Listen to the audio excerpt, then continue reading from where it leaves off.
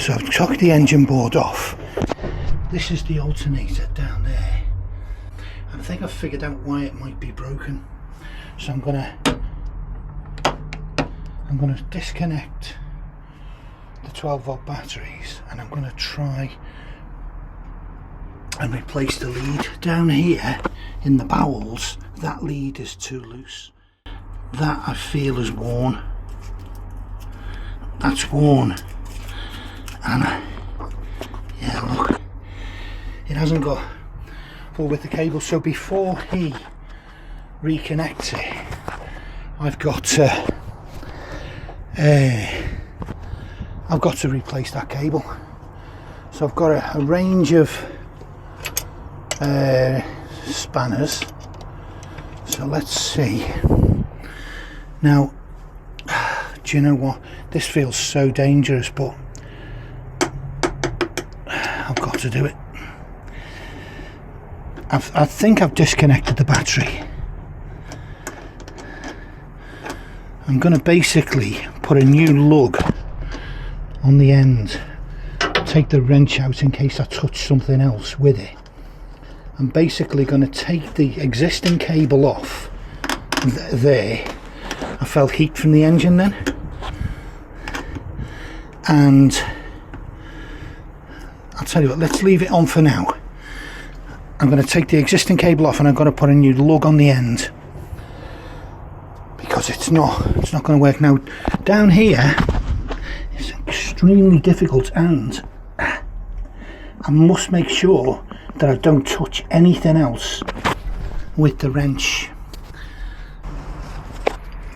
Feels slightly dodgy, but I've got to crack on. If I don't, he can't connect the alternator with that cable.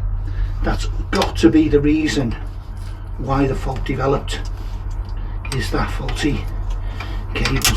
Oh fucking hell, I don't know what it's doing. Right, now I mustn't let that cable touch anything else. I obviously, oh hang on, all I've got to do to disconnect it is do that, isn't it, surely?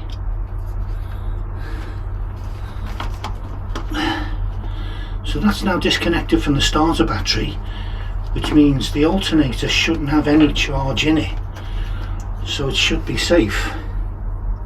Yeah, to undo. So luckily enough, I've got a tool that will enable me to replace the lug, the broken lug.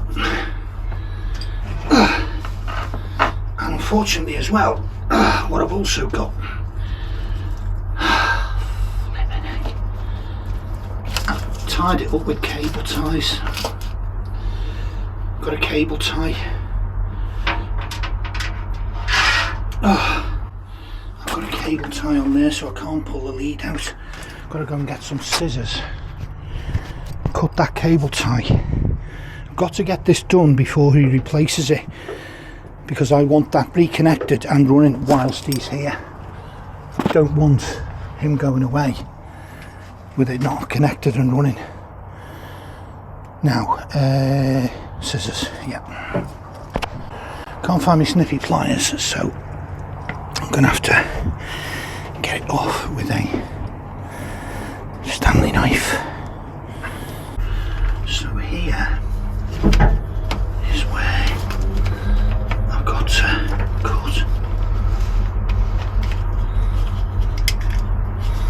Get this off.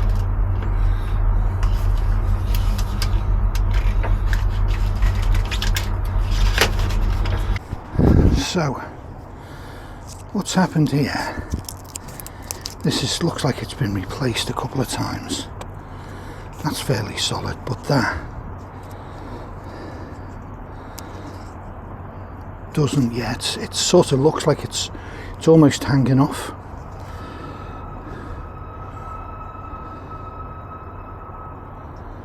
It's almost hanging off, so I'm going to cut that off and I'm going to put a new lug on. Right. Do you know, I don't think it is as loose as I originally thought.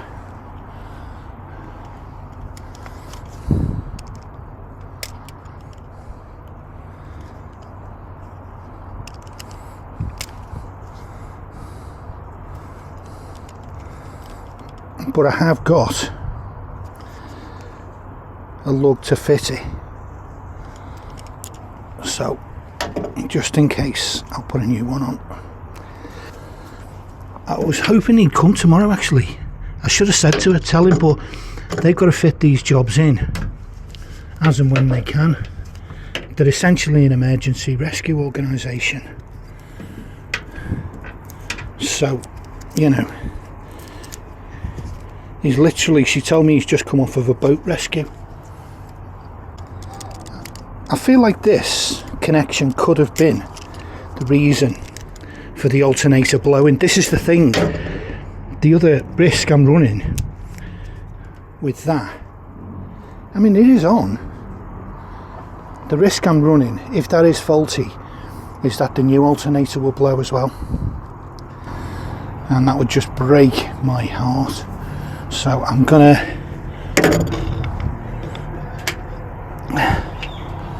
check that we're good for length. I've got a spare bit of length. Yeah, I've got a spare bit of length. I'm gonna chop this off and get my lug tool, stick a new one on it.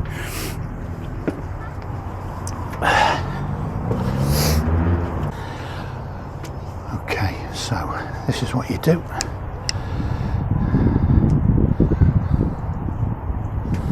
I'll make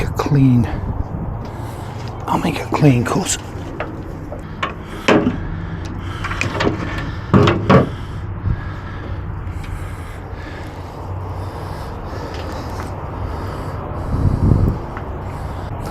So I've got to strip this back so the lug will fit. It may just be the alternator was knackered, because I've been working it fairly hard. There we go.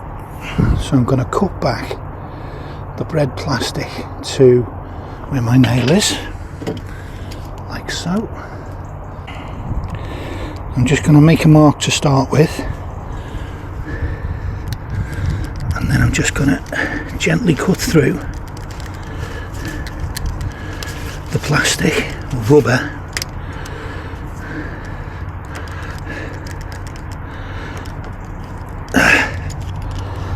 and see if I can pull it off. There we go. It's not perfect, and I've got two stray pieces at the top, so I've got to cut those off. I'll probably get a call now saying, oh, it's going to be tomorrow. Right, there we go. I wonder if I should just use new cable. It doesn't look that clean. Let's make sure the lug fits. Yeah, the lug fits perfect.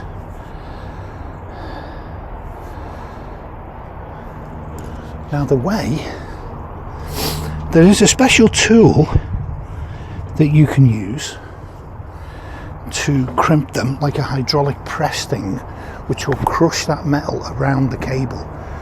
But I found it to be difficult to use and not reliable, really, not in my hands. So I prefer to use this thing, which is like a hammer. It's going to make a god awful racket. You put the lug into the thing and you close it down like that.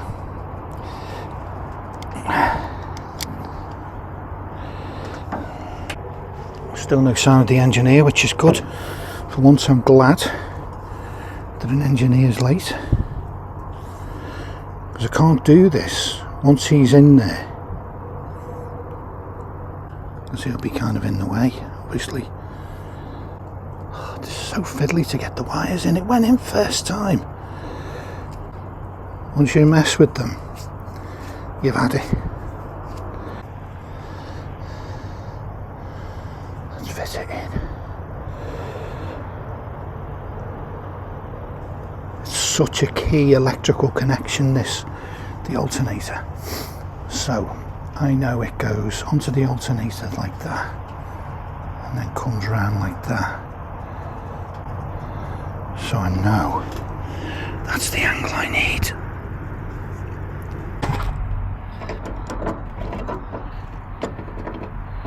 So you put it in, you hold it. Oh yeah? Oh God. No, sorry, it's my fault. I'm just trying to fit a new lug to the alternator cable in case that's what, like okay. It might be a bit loose in case that's what blew the original, because I thought it'd be good. By the way, just 2 minutes, right? What I do this little tiny YouTube channel. All right. Nobody watches it, it's just like friends and family, couple of hundred people. Just out of interest, what has happened? The alternator isn't working, the domestic, so I've ordered a new one. Can I just grab those? They're the nuts for the alternator. So what happened was there was an intermittent fault which developed over the last week or so. Okay. I would switch on, and by default these two battery to battery chargers would kick in and start sucking power out of both of them. And I can tell when they're both working because they're Victron units, so they tell you how much current they're taking, so you know they're both working. You get up 30 plus there, you get about 60 amps when it's operating. So what was happening was it was dropping down to 30, so I thought one of the alternators isn't working, and at the same time it shows you the voltage across the alternator, well, the B2B, and it dropped down to below 13 and 12, so it was kind of fluctuating a little bit. And then a couple of days ago it just stopped delivering any current completely, so it sort of delivered it on intermittently for a while, and then it just stopped altogether. And day before yesterday, I measured the voltage across the domestic alternator. It was down to 12.5, which is the battery voltage, because it was connected up. So my conclusion is it's shot. The belt's not fantastic, but it's tight enough. Both belts are about the same tension. So I don't think it's the belt that's the problem. So yeah, my conclusion is the alternator's bust. The belt moves when the engine's running. The belt does move, and there's a wheel inside the alternator I could see which was turning. So it looks like mechanically it's being driven. You haven't had any warning lights on? Yes, the warning light does come on. Yeah. And does it stay on when the engine's running? Yeah. Okay. Yeah, it's died. It does stay on, yeah. To ground then, because that's how the warning system works. Is it gives a power feed down to make a magnetic field, so it changes the magnetic field. So when it starts to rotate, you then get a power generation, and when you get in a power generation, you lose ground. So all the light disappears. So do you feel that? Well, I'm going to hang on to it and see if I can get it refurbished or whatever. But I've got a brand new one from Engines Plus, they're the UK suppliers for Canal Line. So I'm very confident it'll just be a straight swap. So, do you want me to go and fetch the new one? Yeah, if you could tell us what you've got. Yeah. Oh, here it is. It's a bit hard. Yeah, I think maybe the alternator was just basically fair wear and tear, and end of really. To be expected kind of thing. Not wrong. What I'm going to start doing is I'm going to get a generator, and in the winter when there's no sun, I'm going to start using the generator if I'm moored up, rather than running the engine. Yeah. It seems like, why put hours and hours on an expensive £10,000 engine when you can get a £400 generator to do the job? So am I helping with this light, or am I just being a pain?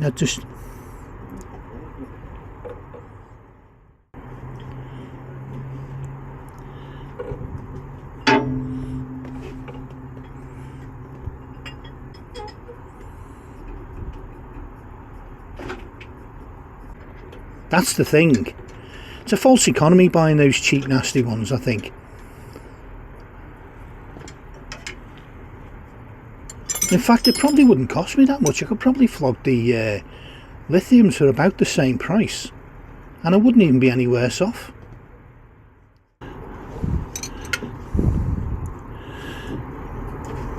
Yeah.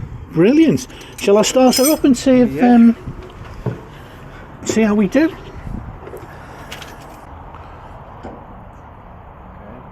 Get 2 lights on there. Yeah, to start with, both come on, and then normally they'll go off.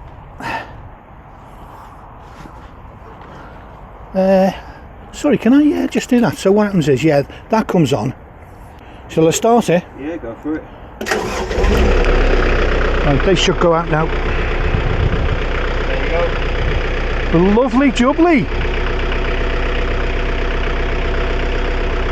Absolutely brilliant. Now, the good thing about this Victron stuff, you can't see what everything's doing by Bluetooth. Yeah.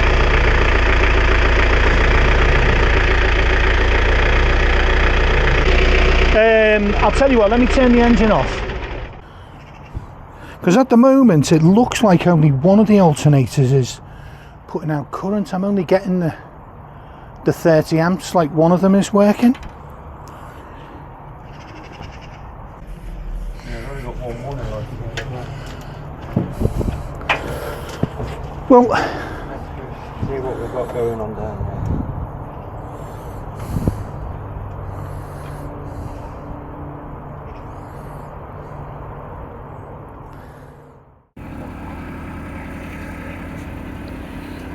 okay guys, so quick alternator update.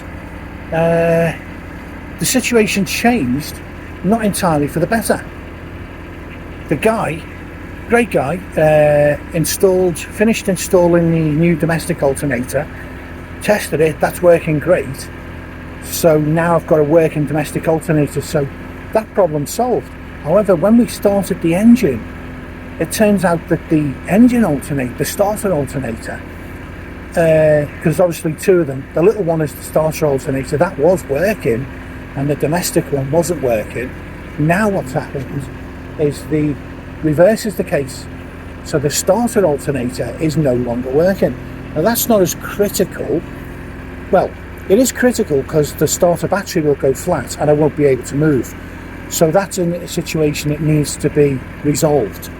And what's odd is that's covered by RCR, so I'll be able to get a call out from RCR. I won't have to worry too much, I hope, about trying to fix it. They'll come and have a good look at the wiring and see what it is. Maybe it's just a sensor. What's also happened is that the RPM meter has stopped working as well. So while the guy was fitting the new alternator, some kind of a little sensor somewhere down there has come astray. Perhaps a fuse has blown, you know, I don't really know. Obviously I don't know. It goes without saying, doesn't it? But what I do know is I've still only got one alternator working, but it's the more powerful one, so I can charge a bit faster, so that's good. So I thought someone was over there. So yeah, mixed results really, and on top of that it appears there's a fault with the e-bike. It is intermittent, so that's good. It was working again when I got it back. I don't know, I can just keep my fingers crossed with that. Just keep your fingers crossed and build up my stamina in case it packs in while I'm at the other end of a 5-mile ride with lots of hills. So I need to build up some stamina in case that happens, but it's working at the moment. Looks like another intermittent fault that, like the alternator was, and it'll get worse. Anyway, different story. For now, the engine's running and we're charging up. It is 5 o'clock-ish, and I said to the guy, look, I know you're willing to carry on and work, but if you do that, I won't have enough charge in these batteries to see me overnight. So I had to sort of send him packing in order to start the engine running to do the charge. And yeah, it has made me think about getting a generator as a backup charger, I must admit. But anyway, this is the situation. We've got still got one alternator working, but it is the more powerful. And on the plus side, the starter alternator is a system that's covered by the RCR, so I can now call them out legitimately and without paying money, I hope. I think parts maybe, but I don't know. And, you know, I'll get a resolution to it, and it'll happen soon. They won't keep me waiting. So you know, it's I've still got a broken alternator, but it's the one that's covered. So, you know, and a £65 charge to fit an alternator, that's not bad. The actual fitting of it only took him something like half an hour. It was it's a very quick job, 2 bolts and just reconnect everything. But it was so awkward to get in. He was draped all over the engine, contorted into an impossible position. So anyway, look, that's where we're at. I'm going to get inside because it's bloody freezing. The saga will continue tomorrow, and yeah, possibly we'll have somebody else out tomorrow to have a look and see if they can get the starter working. There's some kind of wiring issue going on, but I've had enough for today. So yeah, catch you later.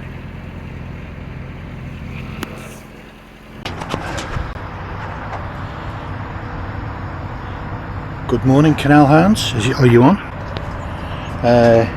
There's the dreaded engine bay again. It's now 2 days. Just let me step across here. It's now 2 days since the domestic alternator was fixed, and I've been getting charged. It's not been critical, but RCR Road Canal Rescue have ordered a replacement alternator. It's been delivered to them, and the guy is actually due imminently, he says. And interestingly, he rang to say he was going to arrive and what side was I on, and he had a small dog barking in the background. So he's got a dog in the van with him, takes his little dog to work. So he must be a decent bloke, mustn't he? Anyway, so he's on his way. I'm just ready now. I've got the cover off the engine. Hopefully this visit will sort things out and I'll be all good to go. So fingers crossed. I'm looking for he said he's in a white van. He's pulling into this car park here. So I couldn't be in a better spot for him, really. I'm absolutely ideal location for him to reach. Sometimes you know, you're 500 yards down a muddy towpath, or you know, you've got an issue, but this looks great. Anyway, enough babble. Let's hope he doesn't keep me waiting, because there's a bit of a drizzle on, so I don't want to be stood out here for too long. Here we are. Here we are. RCR. White van with blue, light blue markings. He's pulling himself in, what I thought he was. Here he comes. Right, so let's see what our man can do.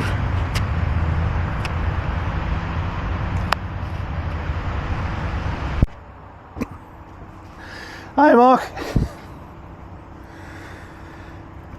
Mark, bit of an odd question, just to make sure that you're okay with it though. I do this little YouTube channel. Nobody watches it, yeah. So you won't be famous. Only family and friends thing. But it's okay if I, you know. At all with this. You don't mind dogs, do you? Oh no, no. The apprentice dog with me. Yeah, I know. I heard. Is it a he or a she? It's a little he. 9 years. Well, he's going to be 9 in March. It's quiet as a mouse. Yeah. You leave me in the car. As soon as listen, the one thing. I've just washed the floor on the kitchen there, so if you don't mind, I'd rather. You won't be going on the boat. I was going to say I'd rather him. It's not that I love dogs, I really do, but I've just washed the bloody floor. I don't want to do it again. Do you know what? If he scoots inside, it's not the end of the world. But in an ideal world, I won't have to mop the floor again. Well, it was quite funny. I wonder, can we do something to keep him warm on the grass? No, we'll just sit on the floor. Could we put him on the board? He'll just sit on the mud, he don't bother him at all. Are you sure, Mark? Yeah, I don't want him to get cold, mate, actually. No. Have you got a little blanket or something he can... Because the board will keep him off the grass, you see. If I put him on the floor there, and there's a puddle there, he'll go sit in the puddle. Well, as long as he doesn't get cold, mate, that's the thing. Nah, he's no bother.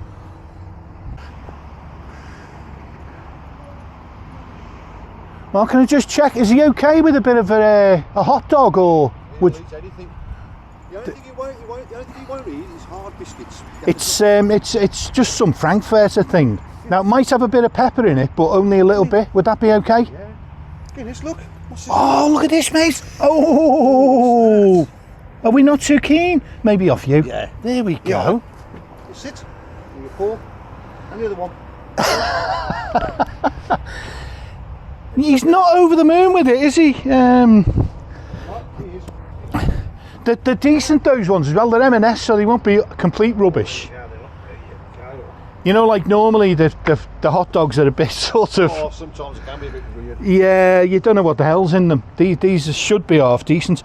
So, can I just explain what my charging setup, right? Yeah. In case it goes wrong, just understand, off each of these 2 alternators, I've got 2 lead acid batteries, Yeah. one linked to each, so they're independent. Yeah. And then they go inside to these battery to battery chargers, 30 amps each one. Yeah. And then they come back out and they feed into the domestic batteries. So it's feeding from a lead acid sort of source battery. Now, is there anything I can sort of get for you or help you with, or? No, absolutely nothing. So, Because I'll just, if I just yammer on, I'll distract you from what you're doing. You're all right. So I'm best off, I feel like I'm best off getting out of your way. There's the isolator switches there. Okay. And it was the It's this top one. the top one you wanted. Yeah. Did Andy came out and did that? I don't remember his name. I think it might have been Andy, yeah. Blonde-haired chap with a beard. Yeah. Yeah. Yeah. He's one of the top male engineers. He was very good, actually. It was getting dark and everything. If you need to know anything, I might as well go inside, because I'm only going to distract you. I'll just prattle on forever.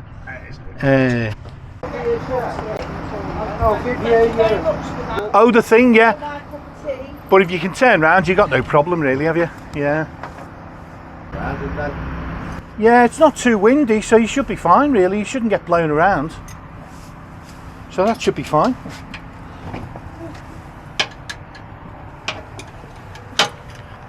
Right, Mark, I'll leave you in peace, mate. And I was going to offer you, but I've got no milk left. I can't even do it unless you want black. Ah, you're fine, thanks. I've got a flask in the Okay, mate. I'll let you crack on and shut the hell up.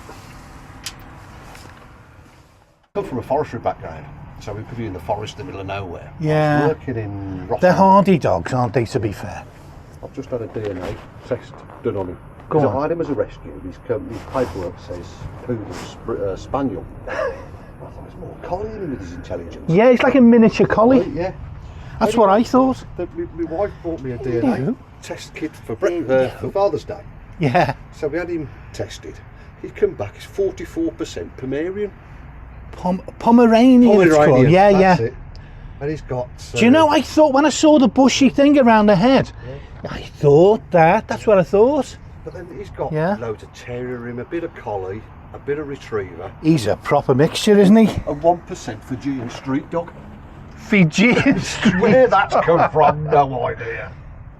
All he's just- I know is he's mine. Oh, he's just gorgeous, mate, isn't he? He's absolutely beautiful.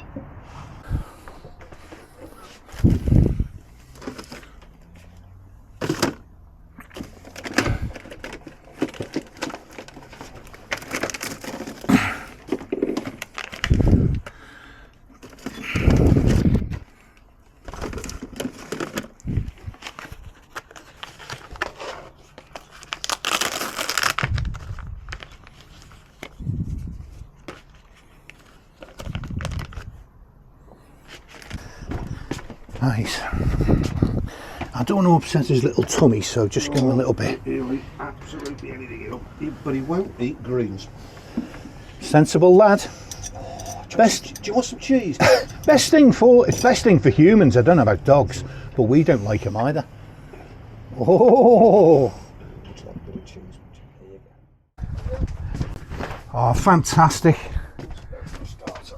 I can't thank you enough, mate. Honestly, absolute legend. Right, let's get me wellies on. So all the isolation switches off.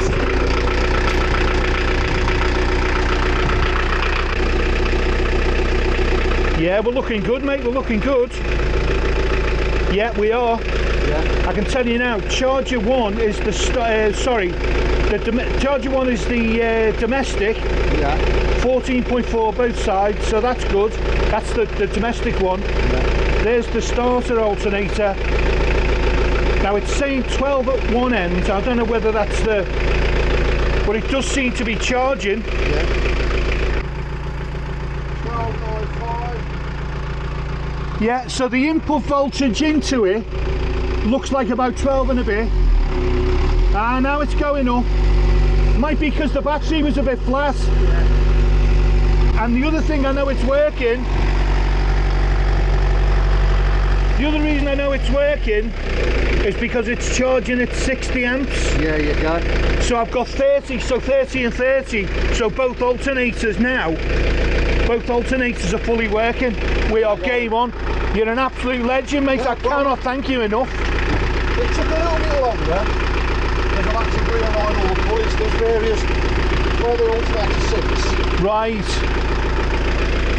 there's various washers to Right. move that forward and backwards. oh, But now looking at that, there's only one washer there. so it wasn't like 100% straight swap.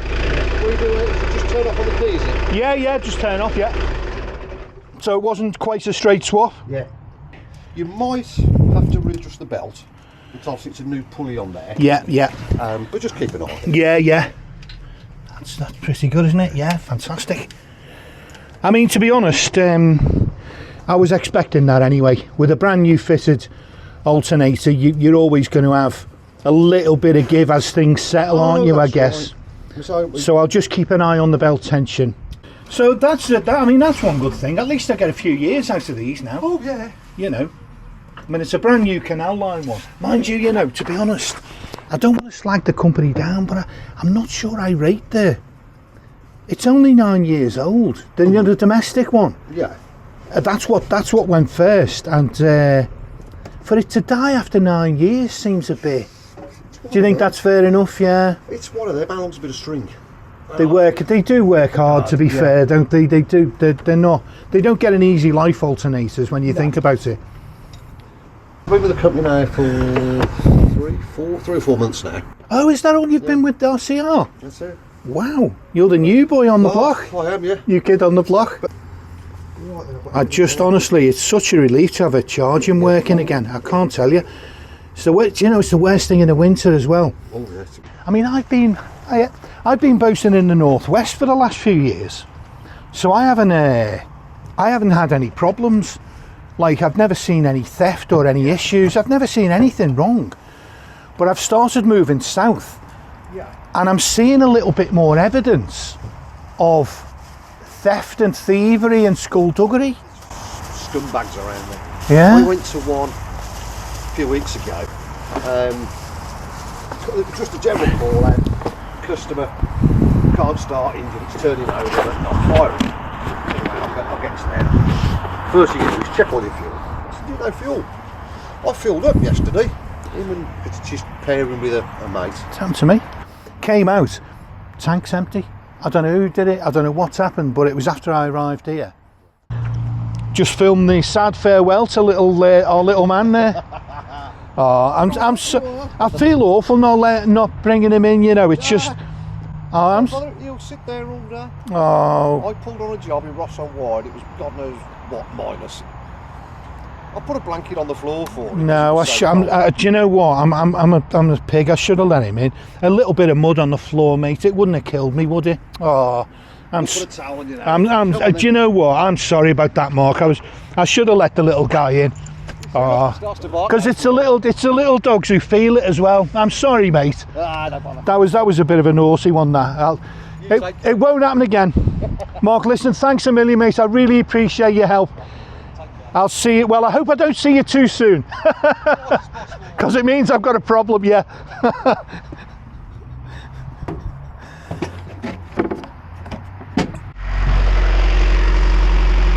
Right. So the alternator's now working. Mark's gone, and I can tell that it's charging because look there. The figure for current is just under 60 amps. So I'm getting 60 amps of current from the alternators down there, which is the correct level of charge. So that's great. I know they're working. The final thing, I'm just going to get rid of that. The final thing is to make sure they don't get too hot. So I've let them run now for about 10 minutes, and I'm going to check the temperature using this. It's an infrared thermometer, and I point it like that, and you can see 50 degrees. And I'm pointing it at the hottest part.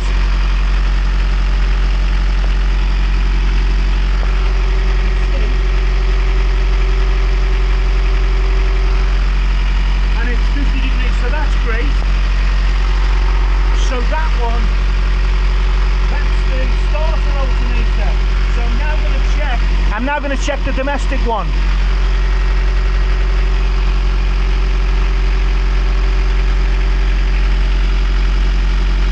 And that's reading 32.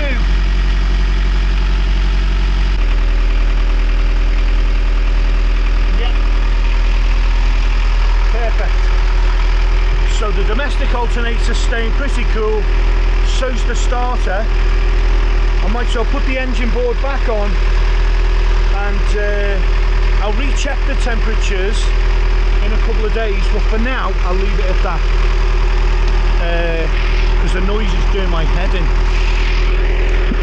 So let's get this board back on. This is how noisy the engine is when it's uncovered, running right underneath me.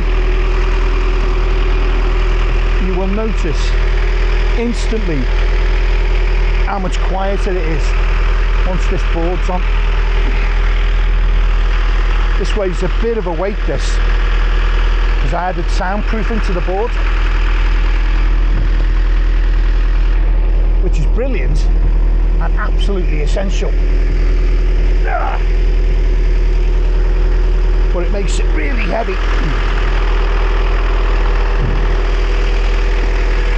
Okay, so there we go.